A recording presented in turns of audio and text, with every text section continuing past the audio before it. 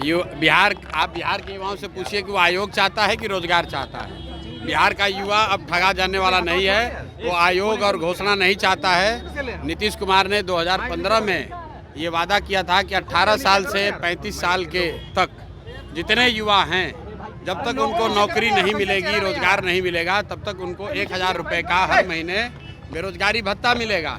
कोई भी युवा से पूछ लीजिए, आज तक 1 रुपया नहीं मिला है। नमस्कार, आप देख रहे हैं न्यूज़ फोनेशन। मैं हूं आपके साथ नरोत्तम सिंह। चुनावी साल है और ऐसे में मुख्यमंत्री नीतीश कुमार लगातार घोषणाएं कर रहे हैं। आज उन्होंने ऐलान किया है कि बिहार में अब युवा आयोग का गठन किया जाएगा।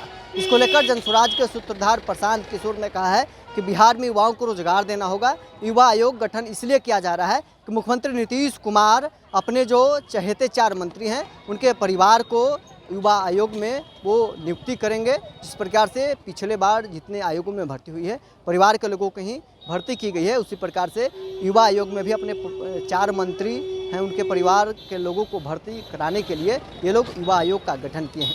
मुख्यमंत्री नीतीश कुमार ने आज फैसला लिया है कि बिहार में युवा आयोग का गठन किया जाएगा। बिहार में युवाओं को रोजगार सुनिश्चित करने के लिए ये आयोग का गठन किया गया है। लेकिन जनसुराज के सूत्रधार मुख्यमंत्री नीतीश कुमार पर बड़ा आरोप लगाया है। क्या कुछ जनसुराज के सूत्रधार प्रशांत किशोर का कहना है, छोड़ जाते हैं आपको इस वीडियो के साथ। नीतीश कुमार ने युवा आयोग बनाने की घोषणा की है। बिहार के युवाओं से पूछिए कि वो आयोग चाहता है कि रोजगार चाहता है।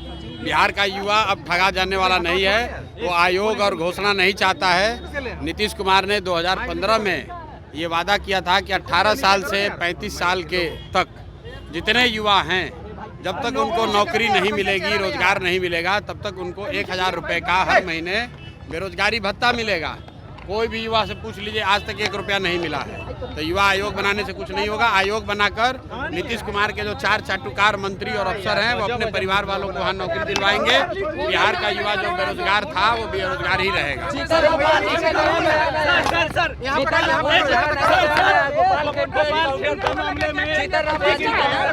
गोपाल खेमका मामले में एक एनकाउंटर हुआ है। चिराग पासवान ने अपनी सरकार पे सवाल उठाया है। भाई, इनकाउंटर हुआ है, अभी ये खबर आई है, उसकी पूरी जानकारी आने दीजिए, तभी उस पर कोई टीका टिप्पणी हो सकती है कि जिसने मारा था उसका इनकाउंटर हुआ है, किन परिस्थितियों में हुआ है। ये तो जब सारी जानकारी आएगी तभी उस पर कोई टीका टिप्पणी हो सकती है। सरकारी नौकरी में महिलाओं को अरे किसने ये सब, आप लोग फालतू बात जो है, 2015 में महिलाओं को 30% सरकारी नौकरियों में आरक्षण पहले से है। ये नीतीश कुमार पहले ही क्या घोषणा फिर से दोबारा घोषणा करके बेवकूफ़ बना रहा है। बिल्कुल जो वोटर लिस्ट रिवीजन हो रहा है, ये गलत रिवीजन है। हम लोग की मांग है कि लोकसभा में जिस वोटर लिस्ट से चुनाव हुआ था, मोदी जी उसी से चुने गए हैं। तो अगर वो वोटर लिस्ट गलत है तो मोदी जी क्या फिर से अपना उपचुनाव फिर से आएंगे चुनाव में? तो जो, अरे रुको ना भाई, तो खाली सवाल पूछ लो। वोटर लिस्ट में जो संशोधन हो रहा है उसका हम लोग विरोध करते हैं और हम लोग की मांग है कि जो लोकसभा में वोटर लिस्ट इस्तेमाल किया गया था उसको इसी चुनाव आयोग ने बनाया था, सारे जांच परख के बाद बनाया था। उसके आधार पर देश का चुनाव हुआ है, प्रधानमंत्री का चुनाव हुआ है। तो उसी वोटर लिस्ट को माना जाना चाहिए। उसमें अगर किसी की मृत्यु हो गई है, कोई पलायन कर गया है, तो उसका नाम काट दीजिए। जो 18 साल से ज़्यादा के लोग हैं उसका नाम जोड़ दीजिए।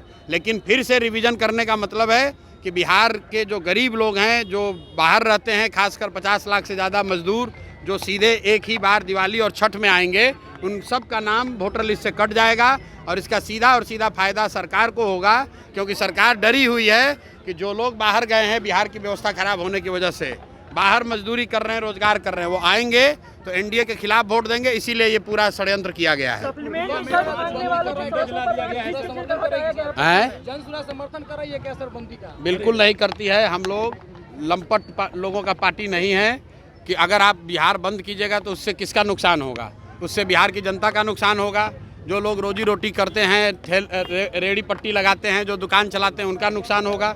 आपका बच्चा कल बीमार पड़ेगा, उसको हॉस्पिटल में ले जाना है, ये लोग बंद कर देंगे, आपका परिवार सफ़र करेगा। तो हम लोग किसी भी बंद का, इस तरह की घटना का समर्थन नहीं करते हैं।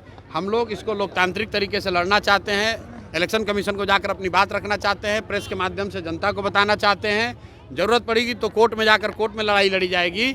ये धरना प्रदर्शन बंद करना, इससे समाज का, बिहार का नुकसान है। उससे कोई फायदा नहीं हो, सिर्फ राजनीतिक रोटी सेकने का परिणाम।